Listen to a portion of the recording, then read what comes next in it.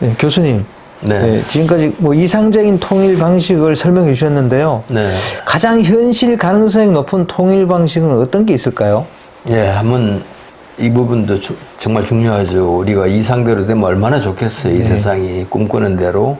그러나 또 우리 현실이 있기 때문에 지금 드리는 말씀은 가장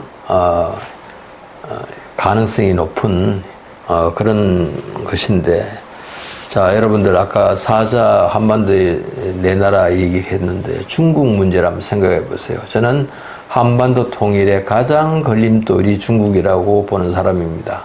그만큼 중국은 북한에 대한 이해관계가 크다는 거죠. 6.25 전쟁 나고 파죽지세로 남쪽에 밀리니까 미군이 들어왔죠.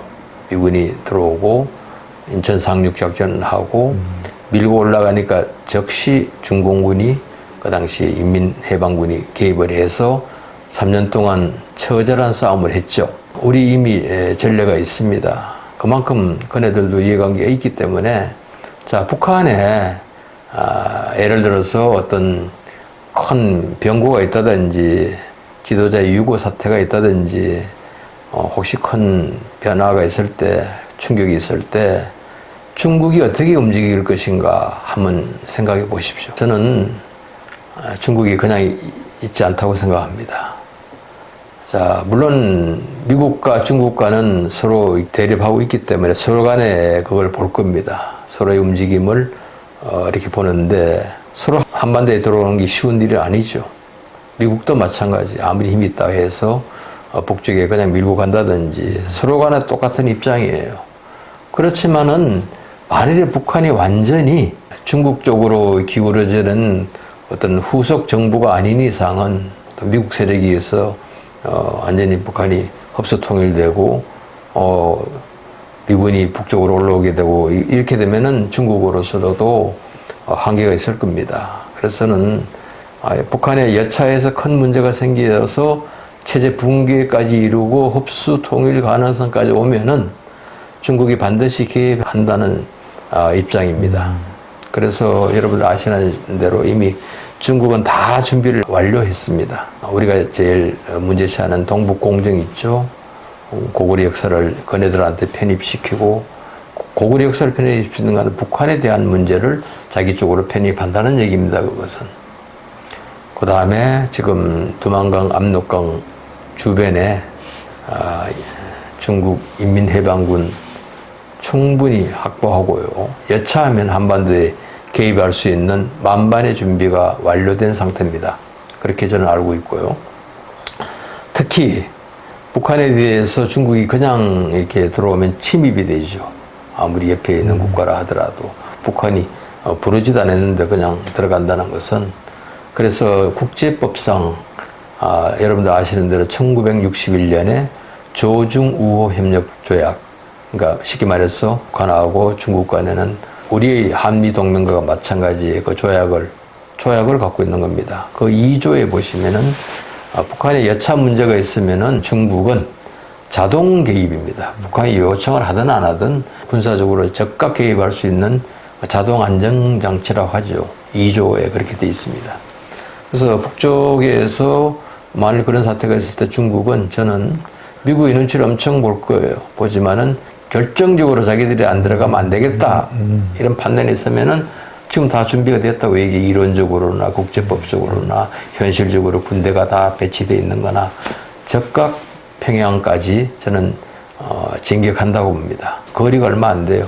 신의주에서 평양까지 거리가 얼마 되지 않아요. 몇 시간이면 진격이 가능하고요. 또 아까 말씀드린 대로 낮은 선봉 지역, 함경북도 쪽에는 태평양 진출을 위해서 굉장히 절호의 기회입니다. 중국으로 봐서는. 북한에 여차하는 큰 붕괴 사태가 오면 중국은 저는 이렇든 저렇든 개입할 가능성이 굉장히 높고요. 자, 중국이 개입하면 어디까지 개입하느냐, 이쪽에도 가만히 안 있겠죠. 미국과 한국 동맹이 있는데 그냥 안 있겠죠. 만일에 중국이 탱크를 가지고 북한 땅에 진입하면 여기도 그냥 있지 않을 겁니다. 또 러시아 한번 생각해요. 러시아도 중국이 내려오는 거에 대해서 그네들도 어떤 전리품을 당연히 노리는 겁니다. 한반도에 북한에 대한 전리품, 그리고 중국이 예를 들어서 한경북도까지 와서 낮은 선봉까지 이렇게 지배하면 그네들은 한반도에 개입하는 건이 끊어지는 겁니다. 그렇죠? 러시아가 한반도에 닿는 길이 없어요. 중국이 들어와 버리면은. 그렇기 때문에 러시아와 중국 간에 또 그네들도 이해관계가 있는 겁니다. 그래서 중국이 개입할 가능성이 높고, 그렇기 때문에 러시아도 자동으로 오게 돼 있어요. 한경도까지는 오고, 한미 간도 그냥 있을 수 없어요. 힘이 있기 때문에, 우리 힘이 있고 또 당사국이기 때문에.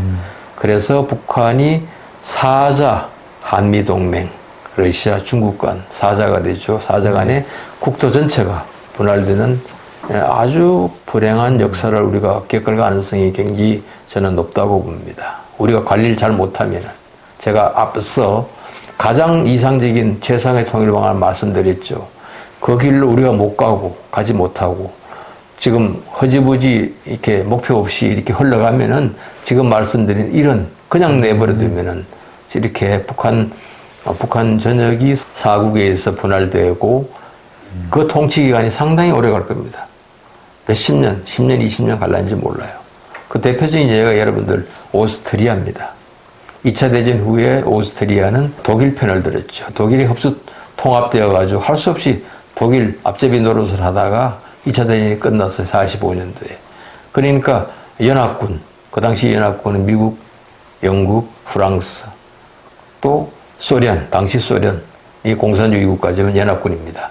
이 네 나라가 오스트리아 니네들 독일 앞잡이 했지 하고 10년간 1948년에서 58년까지 10년간 분할 지배했습니다. 국토를. 자, 우리도 뭐 크게 다를 바가 없다고 생각해요. 만일 아까 말씀드린 대로 그런 사태가 오면은 자, 북쪽은 스스로 관리 능력이 없고 이 사국 네 나라가 들어가서 국토를 이렇게 4등분 했을 때 그 우리 남쪽에 있는 우리 정부들, 우리 국민들 편하겠습니까? 여러분들 생각해 보십시오. 북쪽이 난리가 나고 매일 전투가 일어나고 총을 쏘고 전쟁을 하는데 우리 남쪽 정부, 우리 국민들 편안하겠어요? 그 기간이 적어도 저는 10년까지 간다고 보는 겁니다. 그런 건 해서는 안 되는 겁니다. 막아야 되는 거죠. 막아야 돼요. 자, 이렇게 4개국에 의한 분할 통치 가능성이 굉장히 가능성이 저는 높다고 보는 사람입니다. 우리가 관리를 안 하면은, 한반도 관리를 안 하고 통일 관리를 하지 않고 북한에 대한 관리를 하지 않으면은 그냥 내버려 두면은 이런 일이 벌어질 가능성이 굉장히 높다고 보고 우려하는 사람입니다. 그렇지 않으면은 또 한미가 들어오지 않고 러시아가 안 들어오더라도 중국 단독 지배 가능성이 있어요. 북한 땅을 다 이렇게 분할하진 않지만은 중국 입장에는 못 견디는 겁니다. 중국이 자기들이 자발적으로 앞서 말한 그 조약이라든지 자기들 필요에 의해서 평양까지는 못 오더라도 압록강 두만강에 예를 들어 100km 선까지 진격해서 일단 교두부를 확보하는 그런 가능성도 굉장히 있다고 저는 보는 겁니다. 부분 분할 가능성이죠.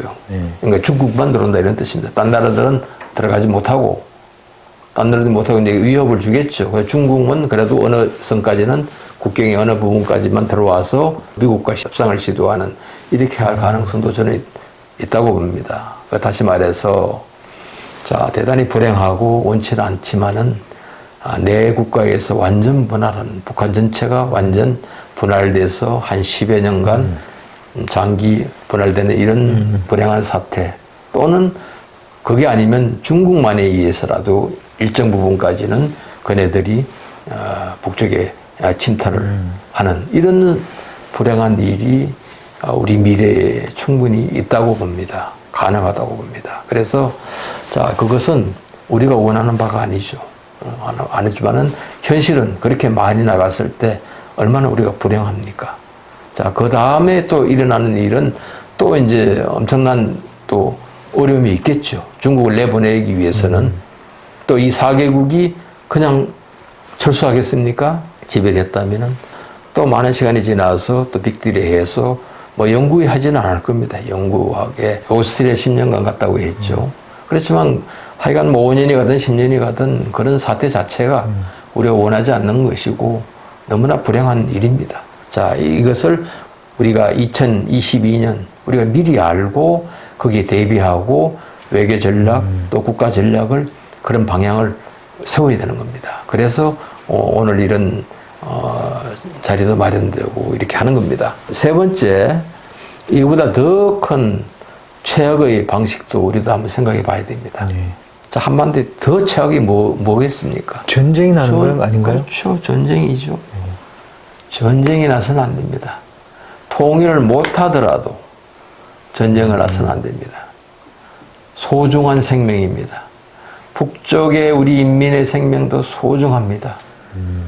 우리 남쪽에 우리도 소중하고 북쪽의 인민 2200만도 소중한 생명이고 민족입니다. 피 흘리서는 안 되고요. 자, 통일을 절대로 전쟁에 의해서 해서는 안 되기 때문에 그런데도 불구하고 전쟁이 나는 시나리오를 제가 한번 얘기를 해볼게요. 이미 우리 6.25 전쟁 북한의 적화 시도 있었지 않습니까? 3년 동안. 그 후유증 아직도 우리가 겪고 있지 않습니까? 여러분들 전쟁 나면 그 후유증은 100년이 갑니다. 100년 이상 갑니다. 더 이상 우리가 또 이 땅에 전쟁을 한다는 것은 절대로 우리가 해서는 안 되는 것인데 그렇죠. 자, 가능성이 있는 겁니다. 자, 제가 몇 가지 얘기해 볼게요. 북한이 갖고 있는 여러 가지 핵무기나 극단적인 무기 가지고 있죠. 위협하죠. 그네들은 가진 게 아무것도 없어요. 그거밖에 없어요. 경제도 다 망가지고 사실 사회체제도 엉망이고 가진 것은 군과 평양 시민과 그리고 미사일, 핵무기, 극단적인 마지막 수단만 갖고 있는 겁니다. 그런데 어떤 사태가 이제 났을 때 또 미국의 입장이나 좀 잠시 돌아가서 미국에서는 북쪽이 가장 걸리는 것이 핵무기예요. ICBM 등 미사일, 장거리 미사일 이것이 미국에는 아주 걸리는 겁니다. 이거 절대로 미국에서 용납할 수 없는 부분이에요. 이런 걸 한번 생각해 보십시오. 저는 북쪽이 스스로 남쪽을 전쟁을 벌이는 것은 위협은 할 수 있지만은 쉽지 않다고 생각합니다. 여러 가지 여건으로 봐서. 그런데 우리가 서지컬 스트라이크 얘기 많이 하죠. 미국이 북한에 대해서 서지컬 스트라이크를 해서 핵무기를 제거하고 뭐 등등 이렇게 얘기를 해요. 근데 쉽게 얘기를 해요. 근데 저는 그거 신중해야 된다고 생각하는 사람입니다. 여러분들 서지컬 스트라이크가 뭡니까? 딱 해당되는 정보를 가지고 해당 핵무기나 핵시설을 핀으로 꼽듯이 그 딱 정밀 타격해서 폭격하는 거예요. 근데 그것이 가능해요. 미국은 가능해요. 근데 그 다음을 생각을 해야 돼. 그 다음에 일어날 일을 예견하니까 미국도 사실은 못하는 거예요. 하고 싶지만 못하는 거예요. 또 하면은 어떤 일이 있는지 압니까? 여러분들 방사능 있죠. 방사능 문제를 생각해야 됩니다. 그렇겠네요. 누구도 얘기를 하지 않는데요. 저는 이 말씀을 꼭 드리고 싶어요. 북한이 갖고 있는 핵을 뭐 4, 50개 갖고 있다고 해요. 있겠죠. 여러 군데 숨겨놨을 겁니다. 아마 여러 군데 숨겨놓고 뭐 일부 정보는 갖고 있겠죠. 미국이나 한국도 갖고 있을 거예요. 그리고 미사일도 이렇게 여러 가지 숨겨놨을 텐데 핵시설에 서지컬 스트라이크를 잘못하면은 어떤 일이 일어나느냐. 그 방사성 누출되면 그건 어떻게 됩니까? 핵무기를 외부에 의해서 서지컬 스트라이크에서 파괴했을 때 그 있는 당연히 방사능이 나올 거 아닙니까? 그건 왜 생각하지 않습니까? 방사성이 요만큼만 나와도 난리인데 그게 여러분들 체르노빌 알죠? 소련의 옛날 소련 1986년 체르노빌 원전 폭파 지금도 근처에 아무도 못 가요. 생명이 없어요. 다 죽었어요. 지금도 접근도 못해요. 40년이 지났어요. 일본 후쿠시마 2011년 마찬가지예요. 자, 그것을 함부로 이렇게 서지컬 스트라이크 해서 방사능이 누출되면은 그것이 큰 재앙이 되는 겁니다. 북한의 문제뿐이 아니고 중국의 문제도 되고 우리의 문제도 되고 오기 바람에 대해서 다 날아가기 때문에 자, 그런 문제가 있기 때문에 우리가 신중해야 되고 만일에 그런 일이 있다고 칩시다. 북한이 계속 핵실험하고 미국을 위협하고 ICBM 날리고 미국이 도저히 저것들을 그냥 둬서는 안 되겠다 해서 만일 서지컬 스트라이크 했다고 치자고요.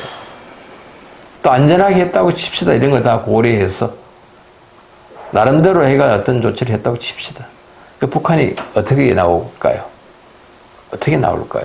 그네들도 그냥 있진 않다고 저는 봐요. 그냥. 그럼 그 대응이 저는 서해에 있는 5도 있죠, 여러분. 지금 백령도, 연평도, 소연평도, 뭐 소청도, 대청도 5개 섬이 있습니다. 그 지금 계속 문제가 되고 거기에 대한 공격을 저는 한다고 봐요. 북한의 대응이 자기들이 갖고 있는 핵무기를 위협하면서 해외 5도 중에서 다는 아니라도 몇 개 섬에 대해서는 본격적으로 점령 시도를 저는 한다고 보고 있고요. 그리고 더 나아가서 봐서 그네들이 특수부대들이 많이 있기 때문에 남한의 어떤 몇 군데 특수부대 침투 가능성도 있고요. 또 서울 접수도 시도할 가능성까지 있다고 봐요. 그래서 우리 북쪽에 대한 우리가 접근할 때는 굉장히 신중해야 되고요. 이런 일이 일어나지 않도록. 그럼 전쟁이죠. 사실상 전쟁이 되는 거예요. 또 그렇게 되고 또 하나의 시나리오는 이런 얘기는 평소에 제가 잘 안 하지만은 북쪽에서 핵무기를 그럼 쓸 수 있는가? 한반도에 대해서, 남쪽에 대해서. 저는 사실상 쓰기 어렵다고 보는 사람입니다. 자, 마지막으로 한 가지 제가 말씀드리고 싶은 거는 중국은 한반도의 가장 걸림돌이기 때문에 중국을 얼마나 우리가 잘 관리하느냐, 그네들 한반도에 못 들어오게 하느냐가 관건입니다. 정부의 외교 전략이 지금부터 통일될 때까지 어떤 정보가 들어오든지 간에 항상 이 문제를 염두에 두고 대응을 해야 되는 겁니다.